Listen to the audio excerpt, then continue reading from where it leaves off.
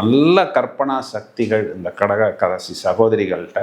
ஒரு கலை நயம், எந்த ஒரு விஷயத்தையும் நல்ல ஒரு நேர்த்தியாக செய்யக்கூடிய பக்குவம், இவர்களுடைய மூட் ஸ்விங்ஸ் கொஞ்சம் அதிகம்.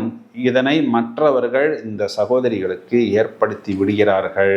வீடு பராமரிக்கிறதா இருக்கட்டும், ஆஃபீஸ் பராமரிக்கிறதாக இருக்கட்டும், அந்த ஒரு விஷயத்தை ஒரு கெஸ்ட் வராங்க அப்படின்னா அந்த கெஸ்ட்டுக்காக அந்த விஷயத்தை தயாரிப்பது, உணவு தயாரிப்பது, பரிமாறுவது, அதையெல்லாம் பரிமாறிய பிறகு அதிலேயே ஒரு ஆனந்தம், பேரானந்தம். கடைசியில் இவங்களுக்குன்னு சாப்பிட்றதுக்குன்னு பார்த்தா ஒரு 2 பிரெட்டோ இல்லை 2 அப்பளமோ தான் மிச்சம் இருக்கும். அதனை பற்றி இவர்கள் வருத்தப்படுவதும் இல்லை, கவலைப்படுவதும் இல்லை.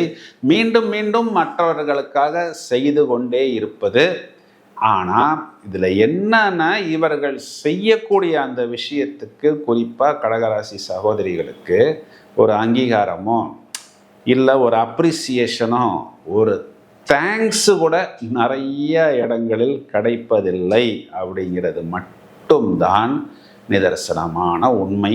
மேலும் குழந்தைகள் சம்பந்தப்பட்ட விஷயத்துக்கு பொதுவாகவே கடகராசி ஆண்களாக இருந்தாலும் சரி, பெண்களாக இருந்தாலும் சரி, அந்த குரு அப்படிங்கிறவர் புத்திர காரகன், செவ்வாய் அப்படிங்கிறவர் ராசியில் நீசம், குருங்கிறவர் ராசியில் உச்சம்.